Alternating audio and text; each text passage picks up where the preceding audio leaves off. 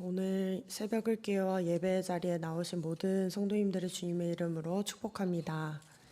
오늘 본문에서는 예수님께서 이혼과 혼자 사는 것에 대해서 말씀하고 계십니다.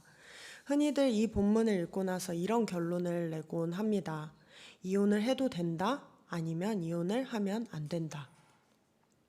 그런데 저는 이 시간 이 본문을 성도님들과 나누면서 예배당을 나가는 우리 성도님들 마음 가운데 이혼을 하면 된다, 안 된다 라는 결론이 내려지기보다는 이 본문에 담긴 예수님의 마음과 율법에 담긴 하나님의 마음을 읽어야겠다라는 다짐이 있기를 소망합니다. 오늘 본문에서 바리새인들이 예수님께 나와 물었습니다. 예수님, 이혼을 해도 됩니까? 예수님께서 말씀하시죠. 4, 6절 말씀, 4절부터 6절 말씀 제가 읽겠습니다. 예수께서 대답하여 이르시되 사람을 지으신 이가 본래 그들을 남자와 여자로 지으시고 말씀하시기를 그러므로 사람이 그 부모를 떠나서 아내에게 합하여 그 둘이 한 몸이 될지니라 하신 것을 읽지 못하였느냐. 그런즉 이제 둘이 아니요 한 몸이니 그러므로 하나님이 짝지어 주신 것을 사람이 나누지 못할지니라 하시니. 아멘. 이혼을 하면 된다, 안 된다라는 이혼을 하면 안 된다라는 말씀처럼 마치 들립니다. 그런데 이어서 바리새인들이 예수님께 질문을 하죠. 그러면 어찌하여 모세는 이혼 증서를 주어서 버리라 명하였나이까? 그때 예수님께서 바로 대답하십니다. 예수께서 이르시되 모세가 너희 마음의 완악함 때문에 아내 버림을 허락하였거니와 본래는 그렇지 아니하니라. 여러분, 이 본문에 적혀 있는 이혼은 오늘날 우리가 생각하는 이혼과 다릅니다.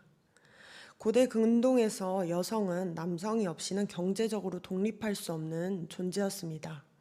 다시 말해서 오늘날처럼 성격 차이, 어떤 경제적인 이유라던가 아니면 다른 이유로 부부였던 남성과 여성이 따로따로 삶을 영위하는 것을 말하는 것이 아니라 그렇게는 불가능했다는 것입니다. 당시 여성은 남성의 경제적인 부양이 없이는 살아갈 수 없는 존재들이었습니다. 그런데 어느 날 남성이 만약에 결혼한 여성을 두고 다른 곳에 혼자 이사를 가버리거나 아니면 다른 여성과 살림을 꾸린다던가 그러면 어떻게 되었겠습니까? 기존에 있던 아내는 남편의 경제적 부양을 받지 못하므로 당장 먹고 살 걱정에 눈앞이 캄캄해졌을 것입니다. 이렇듯 모세는 이혼을 조장하였던 것이 아니라 아내들에게 이혼 증서를 조장하기 위해서 주라고 한 것이 아니라 남편들이 이혼 증서를 줌으로 인해서 아내들은 이제 혼자가 되었다는 것을 증명하고 새로운 남성과 재혼이라도 할 수 있게 하려는 방안으로 이혼 증서를 말했던 것입니다.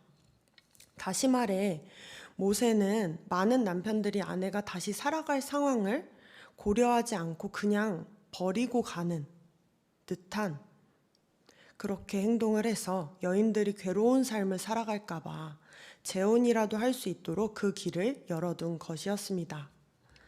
하나님의 뜻은 남자와 여자가 부모를 떠나 한 몸을 이루었으니 헤어지지 않는 것이지만 실제로 남편들에게 버림받은 여인들이 있으니 하나님은 바라지 않으셨지만 그러나 여인들의 삶이 기구하고 불쌍하여 그들이 살아갈 방도를 여시기 위해서 모세를 통해 이런 율법을 허락하셨던 것입니다.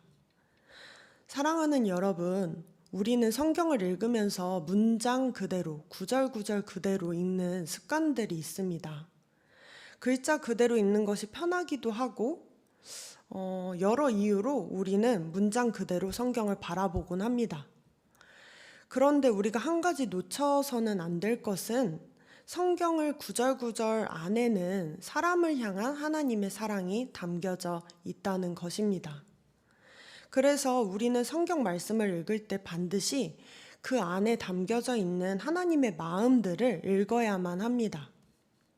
성경 구절들을 잘못 적용하는 게 아주 유명한 구절 중 하나가 고르반이라는 것이 있습니다.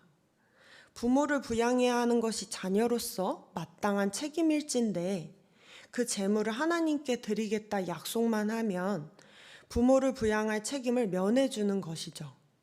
그것은 하나님의 마음을 악용하는 것이나 다름없는 일입니다. 그것은 하나님의 마음을 악용하여 오히려 부모를 괴롭게 하는 것이죠.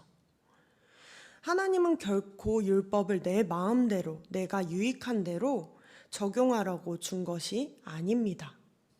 하나님께서 우리에게 율법을 주시고 말씀을 주신 이유는 우리가 조금 더 다른 사람에게 양보해서 더 아름다운 세상을 이루기 위함에서 율법을 주시고 말씀을 주신 것입니다. 오늘 본문이 이혼을 해라, 이혼을 하지 말라, 그런 것이 중요한 것이 아니라 사랑의 하나님께서 경제적으로 어려움에 처할 아내들을 위해 그들이 삶을 살아갈 사랑의 방편의 말씀을 하신 것임을 기억하시기를 주님의 이름으로 축복합니다. 10절에서 12절 말씀 제가 읽겠습니다.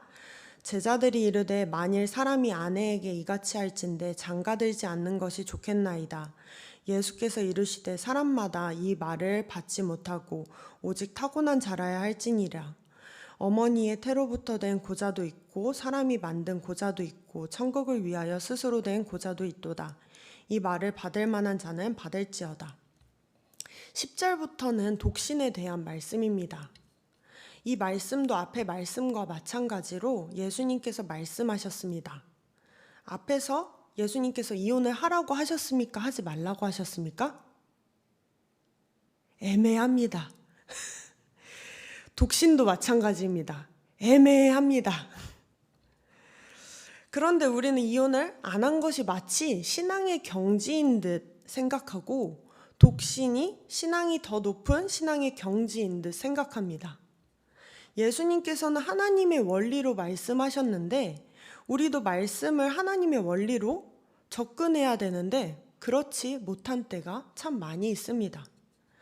예수님께서는 다른 사람들의 믿음의 수준을 평가하고 믿음의 경지를 나누고 이러한 것이 하나님의 법칙이 아님을 말씀하신 것입니다.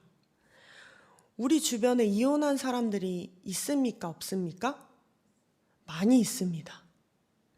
그런데 우리는 그들을 어떤 마음으로 바라볼 것인가?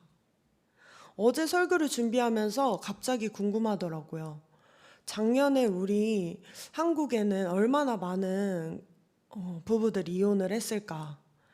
작년만으로 이야기한다면 전체 인구 중에 1.5만 명이 결혼을 했는데 전체 인구 중 이혼을 0.7만 명이나 했다고 합니다. 결혼한 것의 절반만큼 또 이혼을 한 것이죠. 우리는 그들을 어떤 마음으로 바라볼 것인가? 이 본문을 보면서 생각나는 사람들이 있지 않으십니까? 그런데 그들을 그렇게 생각하는 게 하나님께서 과연 원하시는 것인가? 오늘 이 본문은 이혼을 하라는 말씀도 아니고 이혼을 하지 말라는 말씀도 아닙니다. 혼자 살라는 말씀도 아니고 혼자 살지 말라는 말씀도 아닙니다. 그런데 우리는 꼭 결론을 내려고 합니다. 다른 사람을 판단하기 좋은 신앙의 잣대를 가지려고만 합니다. 예수님께서는 그러지 말라고 오늘 말씀하십니다. 하나님의 뜻은 그것이 아닙니다.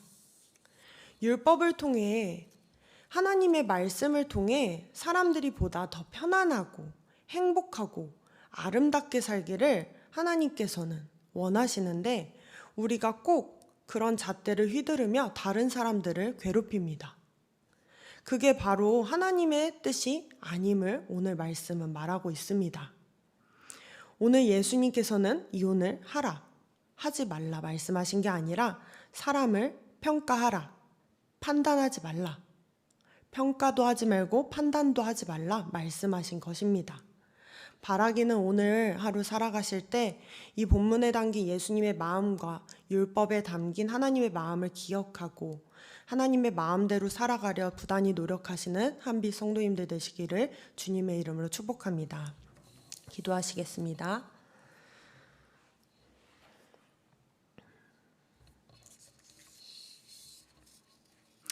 사랑의 하나님, 오늘 말씀을 통해 율법과 성경에 담긴 하나님의 사랑의 원리를 깨닫게 하심에 감사드립니다.